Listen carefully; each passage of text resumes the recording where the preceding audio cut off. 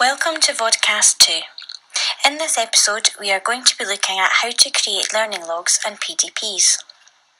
To create a learning log, either click on the Learning Log tab on the left-hand side here, and then click the New Learning Log button here.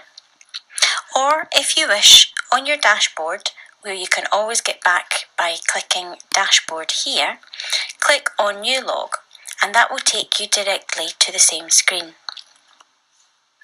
First, you will be asked to pick which of these 13 categories your learning log is from.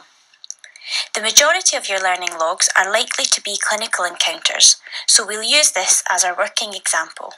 But do look at each of the different categories, as the text boxes are slightly different for each one. You'll be reminded each time to ensure you do not put any patient identifiable information in your logs. The date box will automatically default to the date you're writing the log. You can put a short title to remind you what the case is about, which will help you when you're using your logs later to tag as evidence for your self-ratings at ESR time. We will explain this more fully in a later vodcast. Then write your account of the case you wish to reflect upon. The boxes with the red asterisks are compulsory before you can save a draft of your log, so please ensure you have filled in these boxes before you try to save it.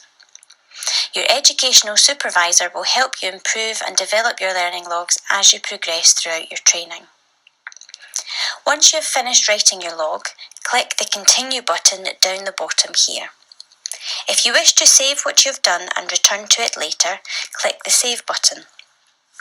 Once you have clicked Continue, you will see a summary of your log. Now you have to select your descriptors.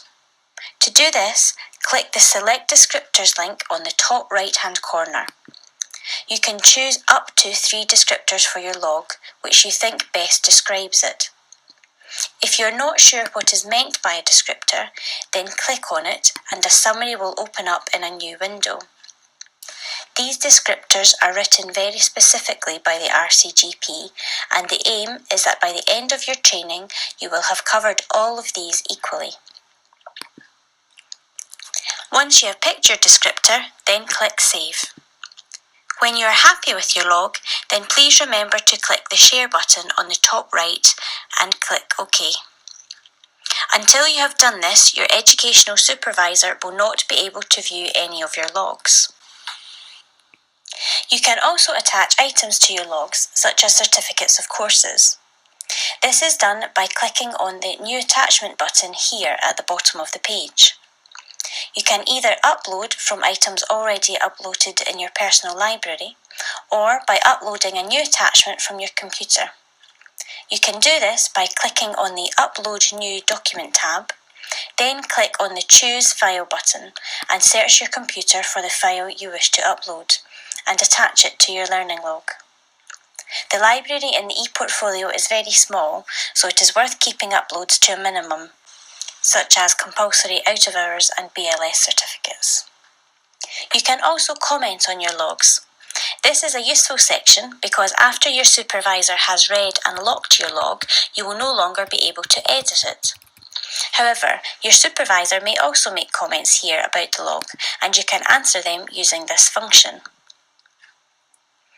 On the summary page here, you can double check that you have shared your log by checking there is a tick in the shared box. You will receive a tick in the red box when your educational supervisor has read the log, and you will get a wee envelope sign here if there is an unread comment on your log.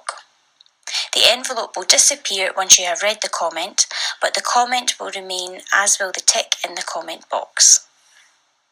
If you have uploaded an attachment to that log, it will come up as an arrow like this, and it can be clicked to view the attachment here on this screen. If you wish to search for a specific learning log, for example to make sure you have written about your audit for the year, you can search for logs according to their category. To do this, either select the type of log you're looking for here, or type in a keyword if you're looking for a very specific log, and click Search. Now let's look at creating PDP entries. So we go back to the dashboard by clicking Dashboard.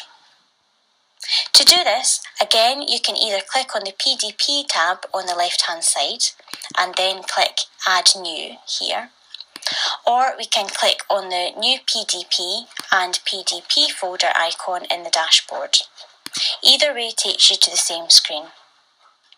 As discussed with your facilitator at induction, try to make these smart. You may even want to write your PDPs out like this. Remember to put a specific target date in for your proposed PDP. Once you have written your PDP, click the Save button. When you have completed a PDP, click on the Edit icon here, check the Is Achieved box, and then you can write the outcome in the box below. Now your PDP is achieved. That's all for this episode. In the next Vodcast, we shall be exploring the evidence section and educators' notes.